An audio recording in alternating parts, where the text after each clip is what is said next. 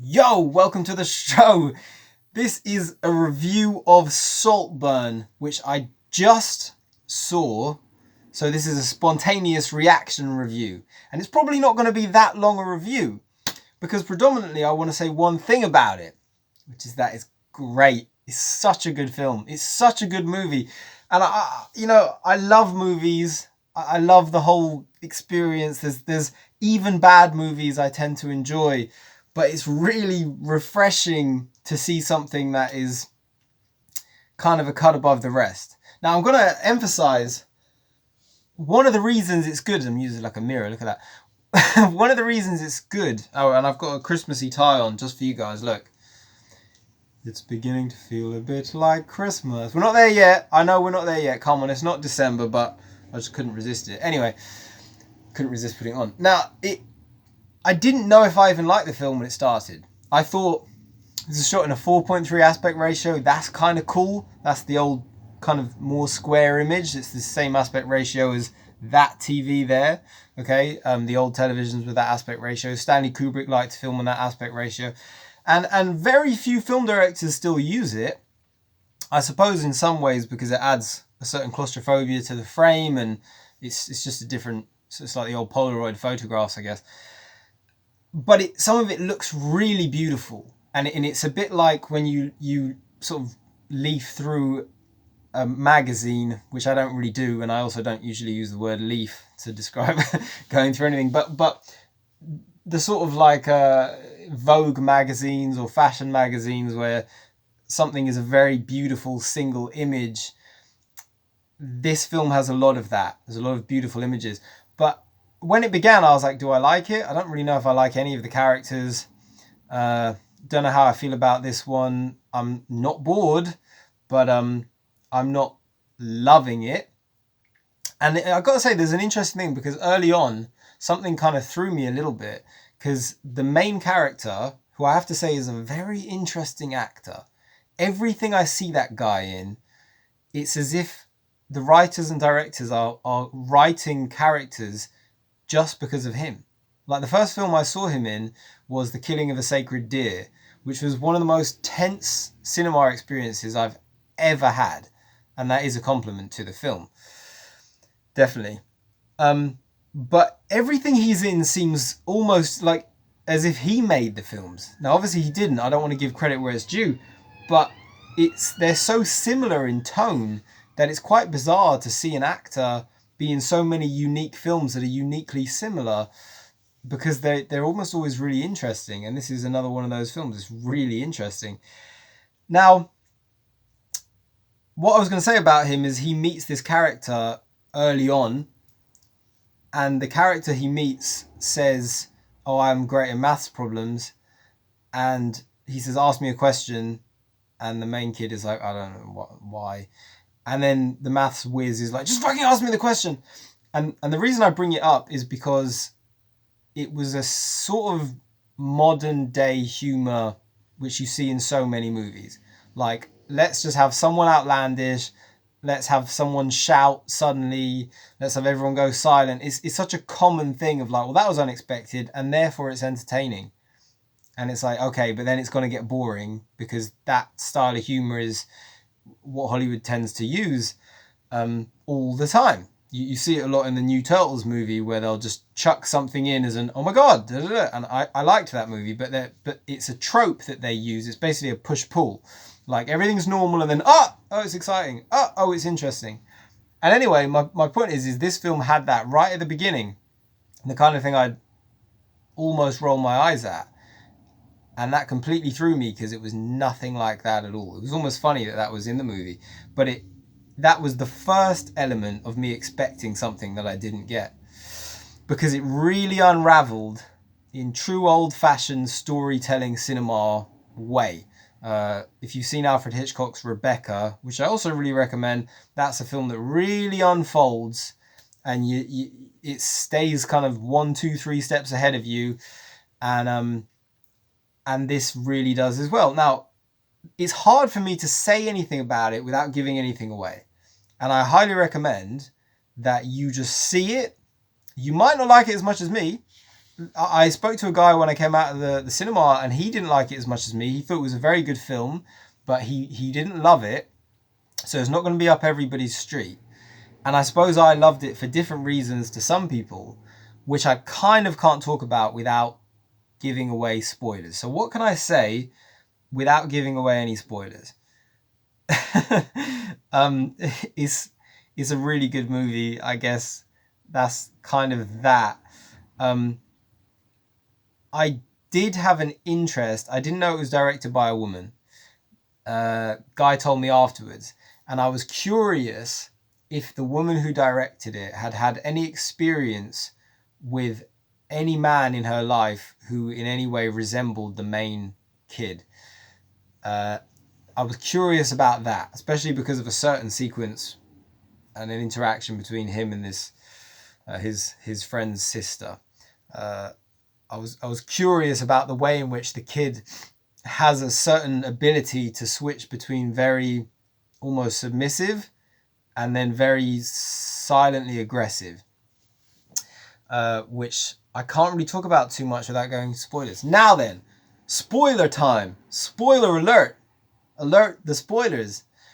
Don't watch. I'm not going to go into too much detail about the film, even in spoilers, but don't watch this if you haven't seen it. That is this review over if you haven't seen the film, and I'll see you sometime soon. But I'm going to talk about something in terms of spoilers because I find it so interesting. So then, this is it. This is the spoiler section. Don't watch it if you haven't seen the film. What I'm going to say is, you literally could call this film Psycho. Okay? You could call it Psycho.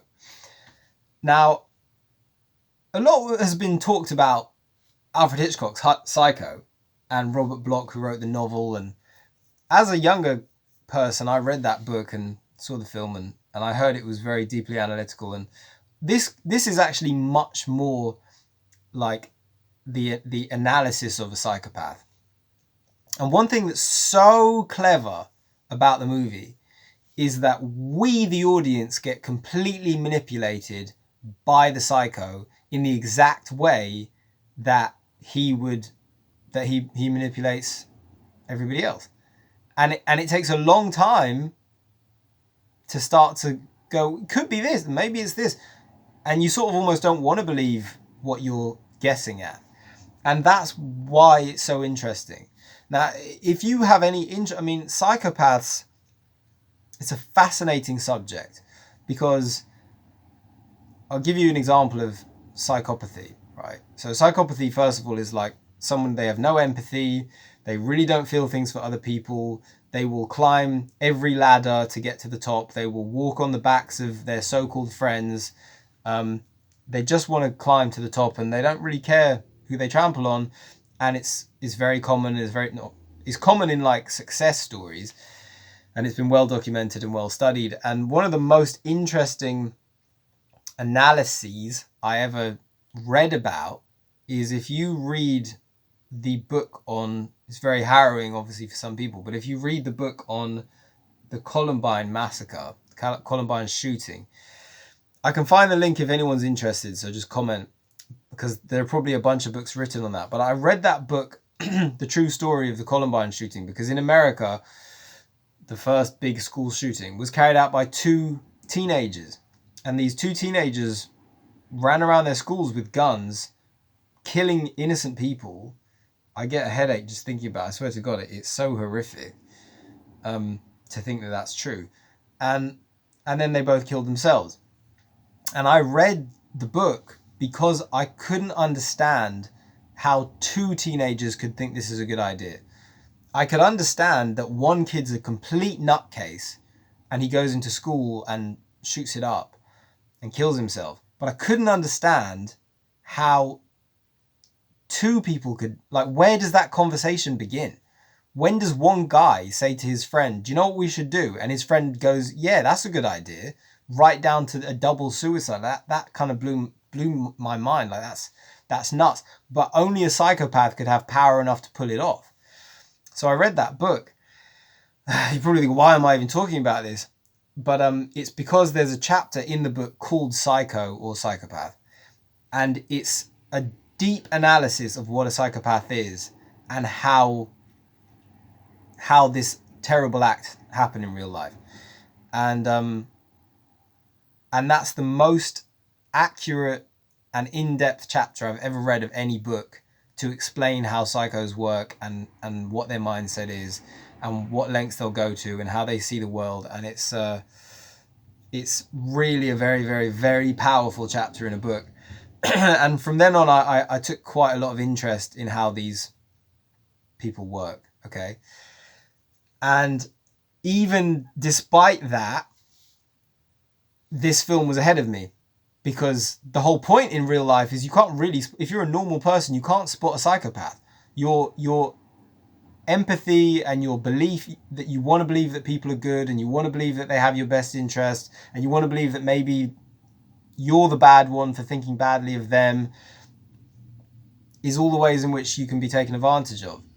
And this movie kind of does that, because in the beginning, the main kid sees the wealthy kid, and most people in the audience would think, here's the poor, literally poor kid who's risen up, worked super hard to get into this affluent school, and poor him, he had drug abusing parents, and you know, he doesn't come from money, he wears clothes from secondhand shops, and here's this super rich kid, he's got no idea about any of that, he doesn't know how to live out of pocket. And it makes you sympathize with the poor kid, even though you don't necessarily like him. There's not a great deal in that character to make you like him, but you kind of feel for him, which is exactly how psychopaths would work. Like, well, what can I do to get at their emotions, to get them to feel sorry for me and care for me? And all of that is expertly well told. And there was one thing in the movie that I thought was very interesting, speaking about the cinematography.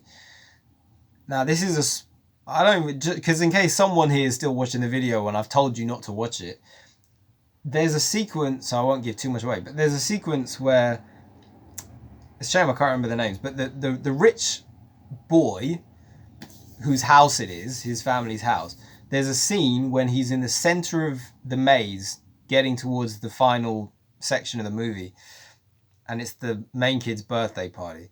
And if you watch that scene, it's really interesting because the rich boy is wearing angel wings and he's standing in the center of the maze underneath this giant statue, which looks like it's the Minotaur in the center of the maze, and it looks kind of devilish.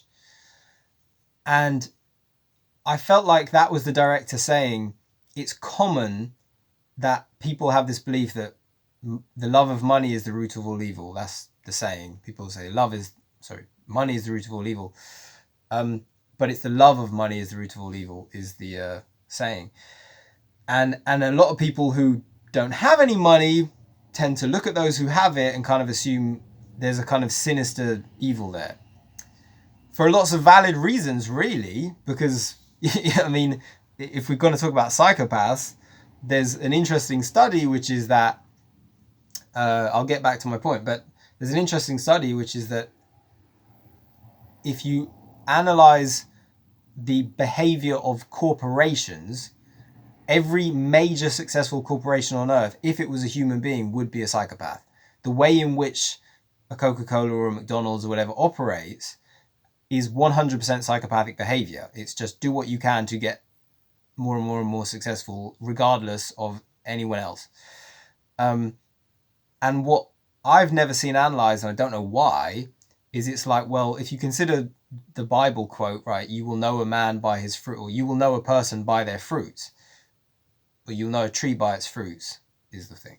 The point is you will know a person by their work. A person, if they put work out into the world, it will reveal their character. So to me, it's like, well, isn't it kind of likely then that everybody who runs and creates massive corporations are psychopaths? That's why a corporation would reflect psychopathic behavior, because the person who created it and runs it must have psychopathic tendencies. But that's also why they rise to the top.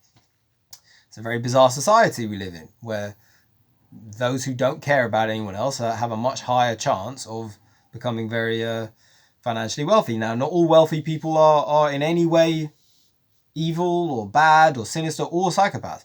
And I felt like that was in the movie by showing this very beautiful image of that boy who's born to money and has all the money you could ever want, ask for, need. And he's standing there underneath this symbol, which is like right in the center of all this money is a maze. And right in the center of it is this devilish thing, this kind of minotaur. And it's almost as if he's lost in the maze of money. But if you put the image just as a still, you've got this devilish image standing above this angel. And it's as if the director's saying, see, you, the audience, thought maybe he wasn't so good. And maybe he was, too well treated, born with a silver spoon in his mouth. And his friend, the main character, he was the kind of a good one, working by the sweat of his brow, trying to get up. But that image of this kind of demon, in a way, standing above this boy who's an angel, I found extremely powerful. And I don't think it was accidental. It could be something where the director thought that'd be great and didn't even give it a great deal of thought. But that is a perfect example of you will know a person by their fruits. Like people, when they're working and toiling, things come out and it comes out of them. And this was, you could tell the directors, like, this was a real passion project, right? They had a story to tell. And yeah, I thought that was really, really powerful to be like, he was making a statement like, yes, he's a millionaire. That doesn't mean he's bad, but he might be amongst it. He's amongst all the devils, including the one who's coming for his money, who will do anything to get it. But in that image, I thought, well, of all the costumes to give that kid for that scene, to put him in angel wings and have him stand beneath that was really excellent. So my main analysis is just that it is essentially a portrayal of the psychopath who doesn't care. He has no empathy. He will rise to the top by hook or by crook, by hook and by crook. And it's an excellent movie. It's a really, really, really excellent film. Dare I say important? I don't say that much, but it's very difficult to analyze psychopathy in a kind of emotional way. And Hitchcock's Psycho is kind of the origin of the slasher movie, but in that regard, they're kind of fun because slasher movies are gratuitous and they're like, I don't want to say they're like musicals, but they're like teenagers go to them for fun and stuff. This is a movie that is hard to watch at times. You don't know if you are enjoying it. You don't know if you like the people. A lot of mixed emotions. The guy I was chatting to after was saying how, what do these millionaires do? What do they do? He said, I found it hard to care about them because, like, what do they do? What's their job? Like, but I feel like all of that's on purpose in a way, and somehow deflects you from ever really putting too much focus on the main kid, who's one step ahead of you all the time. And if you research psychopaths, you see they can be like that, and they are unbelievably manipulative. And it's a big subject. That subject is unbelievably. I mean, there's a lot of talk about it on the internet, but to do it in a movie where I was like, fucking hell, it sort of fooled me. Like I got manipulated the same way that character manipulated everyone else. It was a very well-made movie. I have to give it so much credit for me thinking, I don't even know if I like this movie, to being like, wow, what a great film. What a great film. I mean, and that's one of the best things, I suppose, about cinema, is because when you're parked in that seat and it's well made, I'll keep watching it. It's not kind of the same as something being on television and you can change the channel, or it's on your phone. Like in a movie theater, like where everybody's watching it, you can get things that you wouldn't it's an amazing thing. Like, this is such a big subject, so I don't want to talk about it too long, but I know a number of people who have turned films off back in the days of VHS, and I've been like, no, you got to keep watching it And they're like, no, I don't like it because a simple example with my own mother, who's got phenomenally good taste in films. There's lots of films I love that she doesn't, but to her credit, every time she ever suggests a film to me, it's always good, which is kind of annoying because I'm like, every time you recommend a film, it's always good. And then I'll recommend her 10 and she's like, oh, I don't like this modern stuff. But anyway, when American Beauty came out, she stopped watching it after 20 minutes.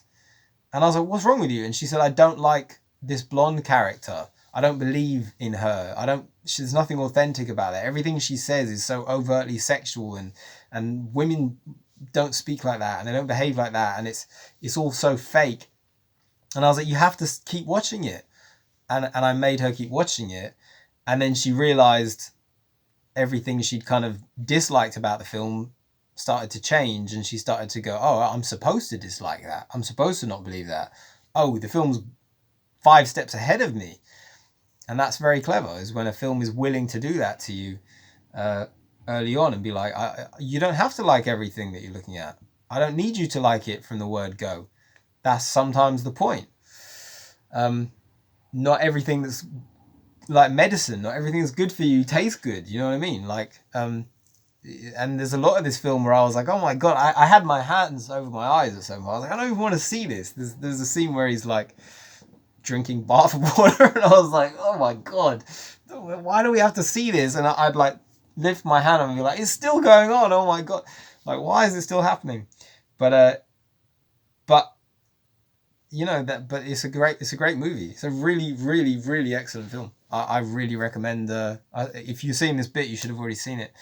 But I think it's it demands a lot of discussion. I almost feel weird that I put in the whole psychopath analysis and things you can look into, because I don't recommend it as a subject at all. But like it's a horrible thing, but it's something to watch out for, because you don't want to be taken advantage of by psychopaths in any shape or form, which I guess the film makes very prevalent or poignant. I'll say one last thing on the subject of the psychopath, because I thought it was a brilliant analysis. There's a film called I can't remember. I'll have to remember the name of it. It's a documentary about a guy who's climbing a mountain, and he's free climbing, I think is the term. So he wants to break the record for climbing this unbelievably dangerous mountain with no safety at all. No harness, no safety net, nothing. And there are a number of these people who like to do that kind of climbing just for the heck of it. And I watched the documentary in the cinema, and I was like, oh, that guy's a psychopath. He's in it for kicks. He's in it for his own fun, but he doesn't have any emotions. You can see it in his eyes. There's nothing there. And there's a scene where he's interviewed, and they're like, well, you've got a fiance. Are you worried, like, if you die, what'll happen to her? And he's like, no, she'll be fine.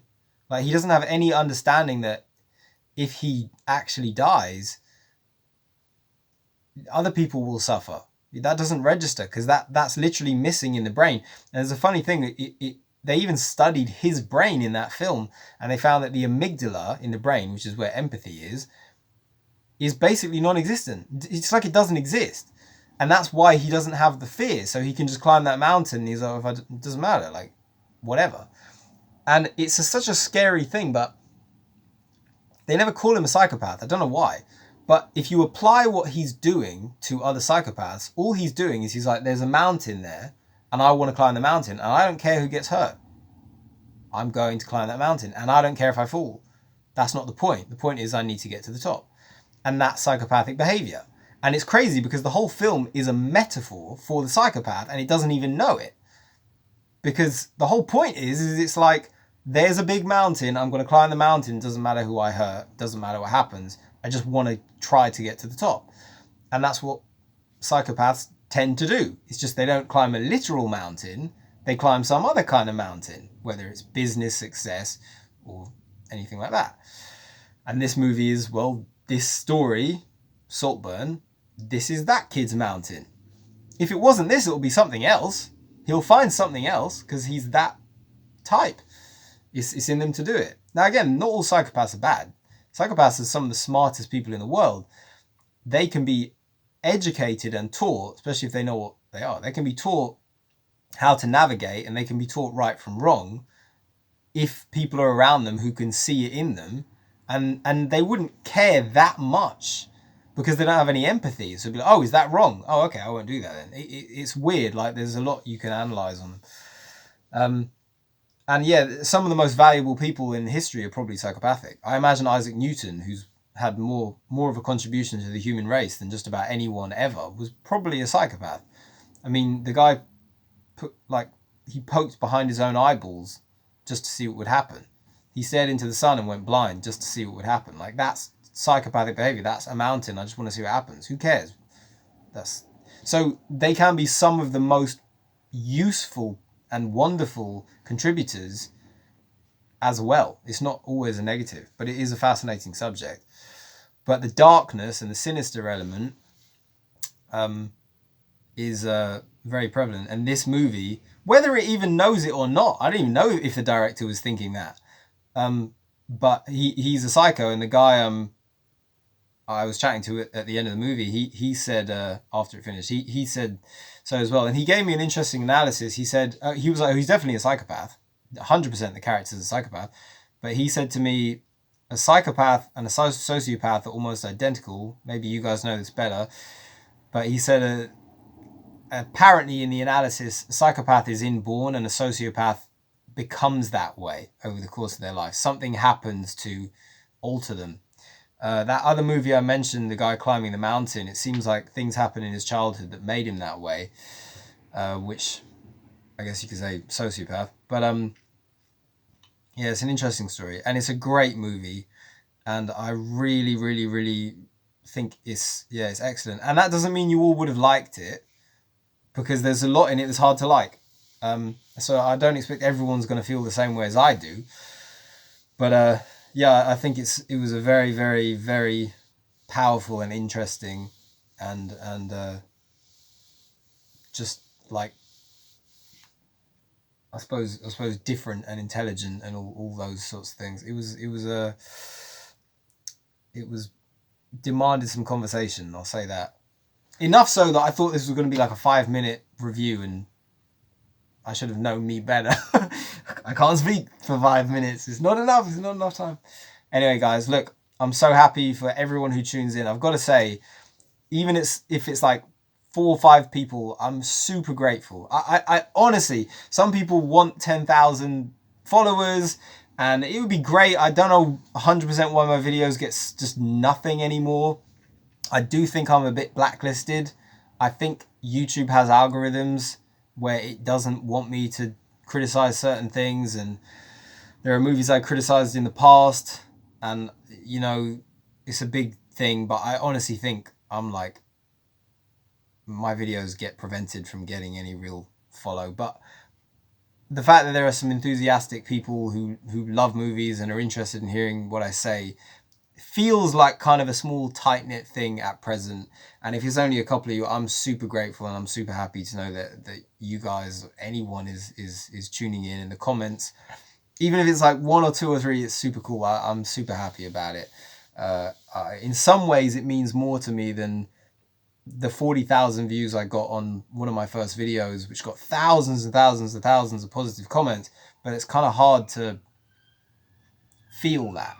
But when it's like 3 or 4 regular guys or girls or whatever, that's in some ways that's cool. It's more sort of wholesome. It's weird. Ray Bradbury, the great writer, was once asked, they said, "You've never had a bestseller," and he said, "Well, you don't need everyone to love you, do you? Just one, in fact." And I love that. That's one of my favorite things I've ever heard. And this feels kind of like that sometimes. Like, it doesn't matter, like, as long as someone's enjoying it, then it's cool. We can talk about movies, and movies are a reflection of life. So we're talking about life in a way, aren't we? Sometimes the analysis of cinema, art reflects life. So there you go. Anyway, all right, that's that. That's Saltburn. It's a really, really good movie. Excellent film. For all the reasons I didn't think I was liking it, that's all the reasons it's good. It's just, I need to finish this review, but I'm so taken in by cinema in certain ways, and I look for certain things, and this didn't have them, and it caught me off guard. I've got to end this now. It's going to cut off. All right. See you guys. Great movie. Bye-bye.